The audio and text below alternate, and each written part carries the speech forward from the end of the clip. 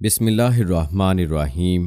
السلام علیکم پیارے دوستو، روایات میں آتا ہے کہ حضرت عمران رضی اللہ تعالی عنہ اسلام لائے تو کچھ عرصے بعد ان کے والد حضرت حسین رضی اللہ تعالی عنہ بھی مسلمان ہو گئے۔ ان کے اسلام لانے کا واقعہ کچھ یوں ہے۔ ایک مرتبہ قریش کے لوگ نبی کریم صلی اللہ علیہ وآلہ وسلم سے ملاقات کے لیے آئے۔ ان میں حضرت حسین رضی اللہ تعالی عنہ بھی تھے۔ قریش کے لوگ تو باہر رہ گئے، حسین رضی اللہ تعالی عنہ اندر چلے گئے۔ نبی کریم صلی اللہ علیہ وآلہ وسلم نے انہیں دیکھ کر فرمایا، ان بزرگ کو جگا دو۔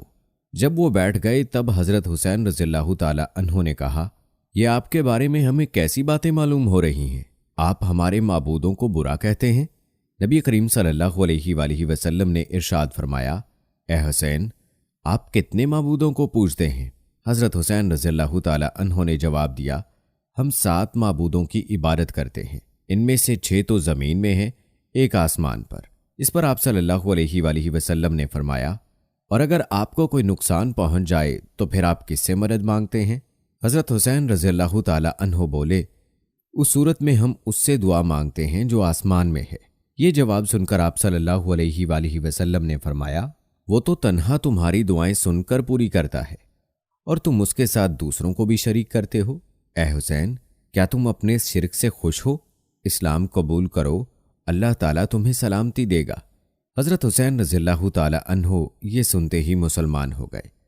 اسی وقت ان کے بیٹے حضرت عمران رضی اللہ تعالی عنہ اٹھ کر باپ کی طرف بڑھے اور ان سے لپٹ گئے۔ اس کے بعد حضرت حسین رضی اللہ تعالی عنہ نے واپس جانے کا ارادہ کیا تو آپ صلی اللہ علیہ وآلہ وسلم نے اپنے صحابہ کرام رضی اللہ عنہم سے فرمایا، انہیں ان کے گھر تک پہنچا کر آئیں۔ حضرت حسین رضی اللہ تعالی عنہ جب دروازے سے باہر نکلے تو وہاں قریش کے لوگ موجود تھے۔ انہیں دیکھتے ہی بولے، لو، یہ بھی بے دین ہو گیا۔ اس کے بعد وہ سب لوگ اپنے گھروں کو لوٹ گئے اور صحابہ کرام نے حضرت حسین رضی اللہ تعالی عنہ کو ان کے گھر تک پہنچایا۔ پیارے دوستو، یاد رہے کہ 3 سال تک اسی طرح نبی کریم صلی اللہ علیہ وآلہ وسلم خفیہ طور پر تبلیغ کرتے رہے۔ اس دوران جو شخص بھی مسلمان ہوتا تھا وہ مکہ کی گھاٹیوں میں چھپ کر نمازیں ادا کرتا تھا۔ پھر ایک دن ایسا ہوا کہ حضرت سعد بن ابی وقاص رضی اللہ تعالی عنہ کچھ دوسرے صحابہ کے ساتھ مکہ کی ایک گھاٹی میں تھے کہ اچانک وہاں قریش کی ایک جماعت پہنچ گئی۔ اس وقت صحابہ نماز پڑھ رہے تھے۔ مشرکوں کو یہ دیکھ کر بہت غصہ آیا، وہ ان پر چڑھ دوڑے، ساتھ میں برا بھلا بھی کہہ رہے تھے۔ ایسے میں حضرت سعد بن ابی وقاص رضی اللہ تعالی عنہ نے ان میں سے ایک کو پکڑ لیا اور اس کو ایک ضرب لگائی۔ اس سے اس کی کھال پھٹ گئی، خون بہہ نکلا۔ دوستو، کہتے ہیں کہ یہ پہلا خون ہے جو اسلام کے نام پر بہایا گیا۔ اب قریش دشمنی پر اتر آئے۔ اس بنا پر نبی کریم صلی اللہ علیہ وآلہ وسلم حضرت ارقم رضی اللہ تعالی عنہ کے مکان پر تشریف لے آئے تاکہ دشمنوں سے بچاؤ رہے۔ اس طرح حضرت ارقم رضی اللہ تعالی عنہ کا یہ مکان اسلام کا پہلا مرکز بنا۔ اور دوستو، یاد رہے کہ اسی مکان کو دار ارقم کہا جاتا ہے۔ نبی کریم صلی اللہ علیہ وآلہ وسلم کے دار ارقم میں تشریف لانے سے پہلے لوگوں کی ایک جماعت مسلمان ہو چکی تھی۔ اب نماز دار ارقم میں ادا ہونے لگی۔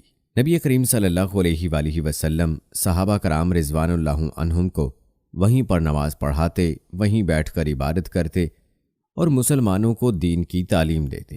اس طرح 3 سال گزر گئے۔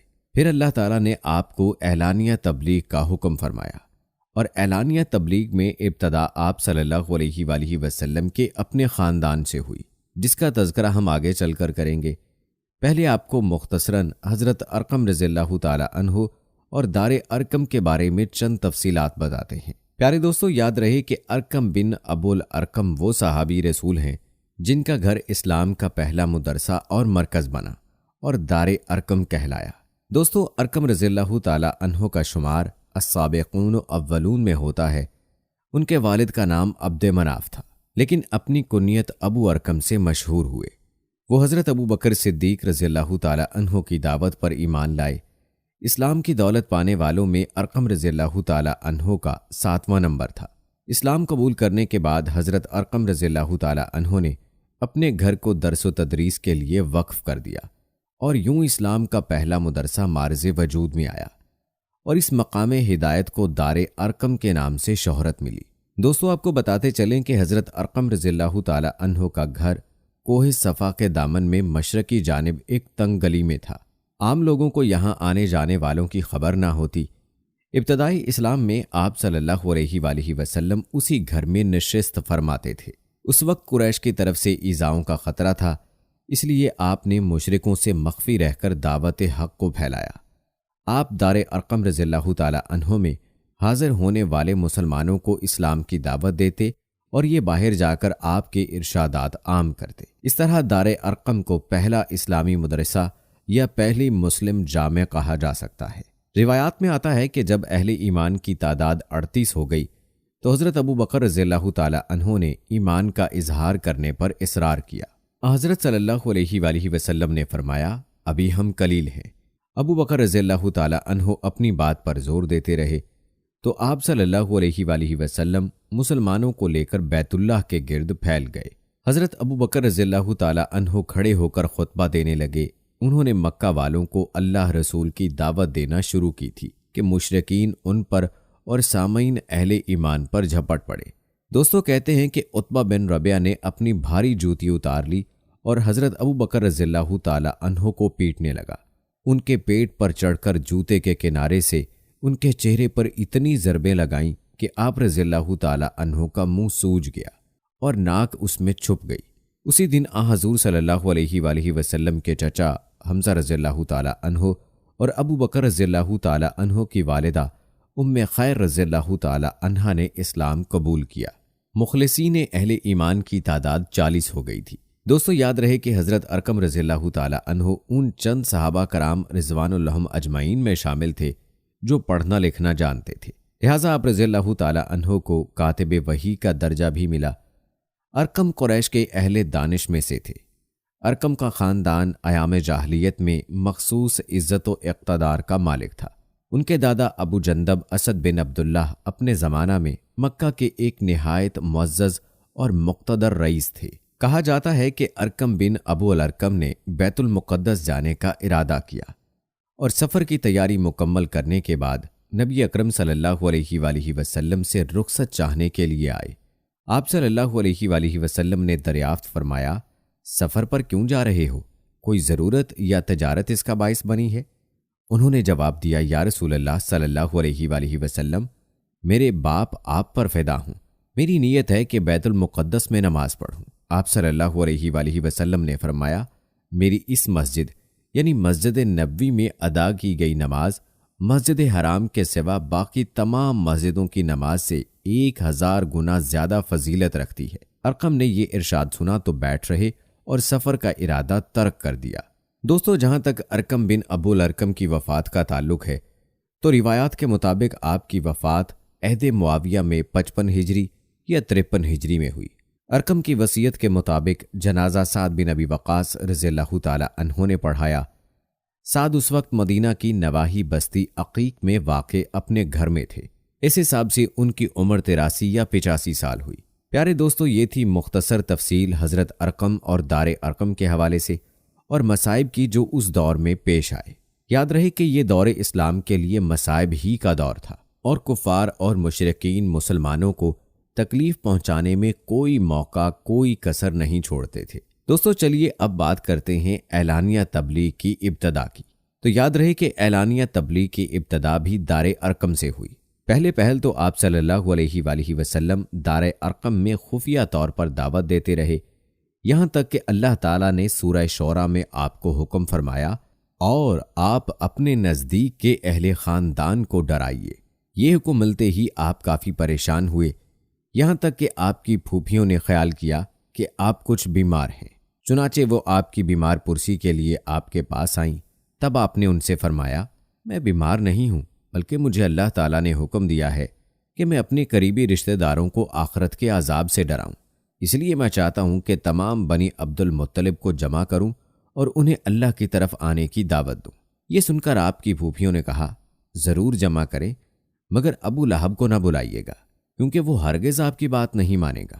ابو لہب کا دوسرا نام عبد العزہ تھا۔ یہ آپ کا چچا تھا اور بہت خوبصورت تھا، مگر بہت سنگ دل اور مغرور تھا۔ دوسرے دن نبی کریم صلی اللہ علیہ وآلہ وسلم نے بنی عبد المطلب کے پاس دعوت بھیجی۔ اس پر وہ سب آپ کے ہاں جمع ہو گئے ان میں ابو لہب بھی تھا۔ اس نے کہا، یہ تمہارے چچا اور ان کی اولادیں جمع ہیں، تم جو کچھ کہنا چاہتے ہو کہو اور اپنی بے دینی کو چھوڑ دو۔